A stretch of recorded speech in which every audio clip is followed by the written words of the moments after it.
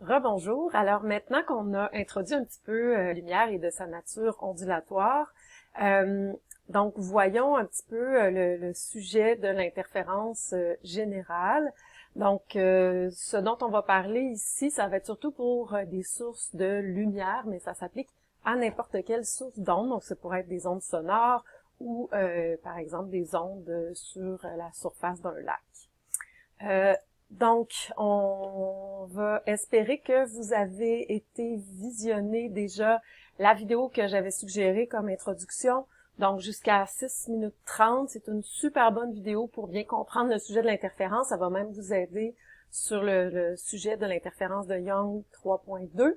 Et même si vous décidez de continuer à regarder la suite, c'est le sujet d'une des sections du chapitre 5 quand on introduit un petit peu la physique quantique. Donc, c'est du temps bien investi.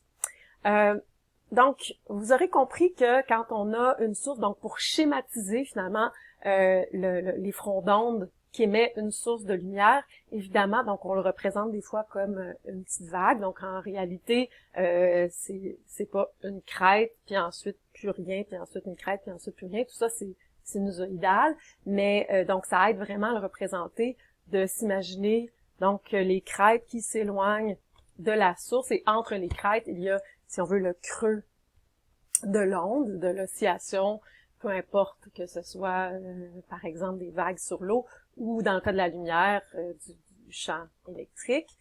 Donc, si on a juste une source, on voit que les fronts d'onde s'éloignent de la source, et comme vous avez vu dans la vidéo, qu'est-ce qui se passe quand il y a deux sources? Donc ici, il y en a une qui serait à x égale à moins 1 et l'autre qui serait x égale à plus 1, j'imagine, ça a l'air de ressembler à ça. Et donc, on voit que les deux ondes vont interférer ensemble, ce qui fait que si on se trouve sur la ligne comme ça ici, où les deux fronts d'onde ont parcouru exactement la même distance dans le même temps, elles vont toujours arriver en phase, si les sources, évidemment, sont en phase, mais c'est ce qu'on va toujours prendre pour acquis pour la suite. Et donc, si la source numéro 1 est rendue à faire une crête, la source numéro 2 est aussi rendue à faire une crête, ça se renforce et ça fait de l'interférence constructive. Alors qu'il y a des endroits, par exemple ici, le long des lignes un petit peu plus grises, où il y a un décalage, c'est-à-dire que la source qui est la plus loin, le chemin qu'elle a à parcourir de plus correspond à une demi-longueur d'onde, ce qui fait que quand la première source arrive à faire une crête, l'autre source est rendue à faire un creux, et donc il interfère destructivement, ce qui fait que vous voyez ni crête ni creux ici. Le résultat de l'addition des deux, c'est carrément rien. Ok, donc pas d'oscillation. Donc on va regarder tout ça un peu plus mathématiquement, d'abord schématiquement, puis ensuite avec les équations. Donc au niveau des schémas, juste pour vous démêler, des fois on voit des schémas avec le noir et le blanc, crête et creux, des fois c'est seulement des lignes. Donc ce qu'on fait dans ce temps-là, c'est qu'on a seulement représenté les crêtes. Donc ici, la ligne rouge représente la crête émise par la source d'en haut. La deuxième ligne rouge, la crête émise par la source d'en bas, par la source d'en haut, pardon. Donc tout ce qui est centré autour de la source d'en haut, ce sont les crêtes qui ont été émises par la source d'en haut. Et donc on va voir, effectivement, il y a des endroits où les deux lignes rouges arrivent en même temps. Donc ce sera une crête plus une crête, ça fait une crête juste plus grosse. Okay? Ici, qu'est-ce qui se passe? Là où on a le noir, c'est que dans le fond, ça correspond à une interligne du point de vue de la source d'en haut, mais aussi à une interligne du point de vue de la source d'en bas. Donc, c'est un creux plus un creux, ça fait un creux encore plus creux, ce qui fait que, c'est pour ça qu'on a le noir ici, ça serait un creux, mais c'est encore de l'interférence constructive. Un creux plus un creux, ça renforce le creux. Donc, tout le long de cette ligne-là, c'est de l'interférence constructive. Pour avoir de l'interférence destructive, qu'est-ce qu'il faut avoir? Il faut avoir une crête qui se superpose à un creux. Donc, par exemple, si je regarde une crête de l'onde qui part de la source d'en haut, quand est-ce qu'elle croise un creux de l'autre source? Par exemple, ici. OK? Et vous voyez, dans le fond, ça va correspondre aux lignes grises un peu de tout à l'heure. Donc, tous les petits points là qu'on a représentés là, ce sont ce qu'on appelle les lignes de nœuds. Donc, souvenez-vous, dans les ondes stationnaires, les nœuds, c'est là où ça bougeait pas du tout. Donc, quand les deux ondes se rencontraient, ça faisait de l'interférence destructive, justement. Donc, le long de cette ligne de nœuds, il y a l'interférence destructive. Ça va? Et donc, par exemple, si ce sont des ondes lumineuses, à ces endroits-là, il n'y aura pas de lumière. Alors que aux endroits entre les lignes de nœuds, ici, par exemple, ben là, il y aurait beaucoup plus de lumière. Ça serait comme la superposition des deux. Ça marche? Maintenant, je vous donne un petit, encore une fois, un petit quiz. Prenez le temps de faire pause, de l'essayer par vous-même, un peu comme si on était en classe, vrai. Et je vous donne les réponses ensuite. Donc, pause. Alors, donc les réponses. Question 1. Dites s'il y a interférence constructive ou destructive au point A, B, C. Donc, au point A, qu'est-ce qu'on a? On a une crête qui croise une crête. Donc, c'est l'interférence constructive. Au point B, qu'est-ce qu'on a? On a le creux de l'onde qui vient de la source d'en haut, plus le creux de l'onde qui vient de la source d'en bas. Donc, c'est constructif, encore une fois. Un creux qui se superpose à un creux, c'est constructif. Et même chose pour C, un creux plus un creux, c'est constructif. Pour que ce soit destructif, il faudrait qu'on se trouve à un point, par exemple ici, où il y a une ligne pour la source du bas, par exemple, et une interligne pour la source du haut.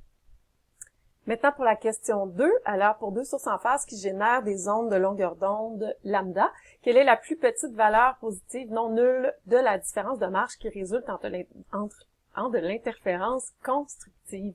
Donc, si on veut que ce soit constructif, il faut que les deux sources arrivent en phase à ce point-là. Alors, évidemment, si les deux parcourent exactement la même distance, donc différence de marche égale à 0, c'est sûr que c'est constructif.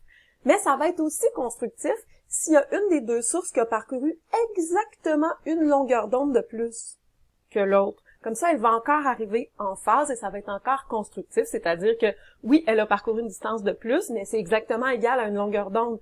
Donc, quand l'autre arrive à faire une crête, elle aussi va arriver à faire une crête et ainsi de suite. Donc, la réponse, ce serait lambda. Quelle couleur a la plus haute fréquence, bleu, vert ou rouge? Donc, ça réfère à ce qu'on a vu dans la dernière vidéo, le spectre des fréquences. Donc, c'est le bleu qui a la plus haute fréquence, suivi par le vert et ensuite le rouge. Ensuite, allons-y maintenant mathématiquement. Donc, comment est-ce qu'on fait pour calculer les endroits précis où il va y avoir de l'interférence constructive, où il va y avoir de l'interférence destructive? Comment est-ce qu'on fait si on connaît la position d'un point pour savoir qu'est-ce qui se passe à ce point-là? Donc, comme on a dit, c'est sûr que si les deux ondes parcourent exactement la même distance, ben elles vont arriver en phase, à faire en même temps un creux, en même temps une crête, donc ça va être constructif.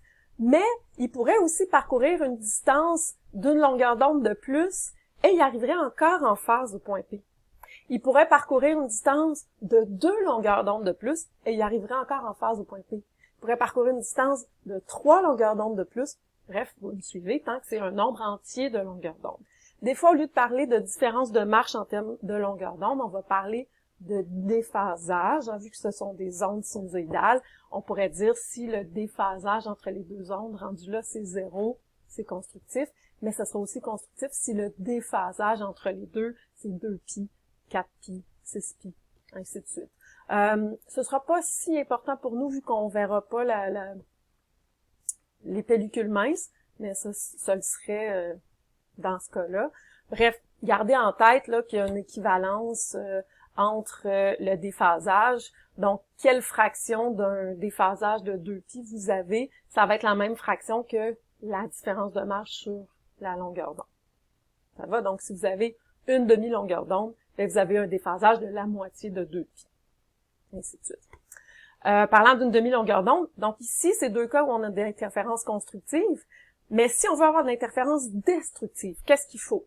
Mais il faut que pendant que la source, par exemple ici la source du haut, la source qui a parcouru le moins de distance est en train de faire une crête, il faut que l'autre soit rendu à faire un creux. Donc il faut qu'il soit déphasé d'un demi-cycle, autrement dit, la moitié de 2π en termes de déphasage, ou la moitié d'une longueur d'onde en termes de mètres. Ça veut dire que la source qui a parcouru le plus de distance doit avoir parcouru une demi-longueur d'onde de plus, et ça fonctionnerait aussi à 1,5 longueur d'onde de plus, ou à 2,5 longueur d'onde de plus. Okay? Donc, tant qu'il y a une demi-longueur d'onde de plus qu'un nombre entier de longueurs d'onde, ben, quand la source la plus proche va être rendue à faire une crête, la source la plus loin, qui a parcouru un nombre demi-entier de longueur d'onde, va être rendue à faire un creux, et c'est ce qui nous donne l'interférence destructive.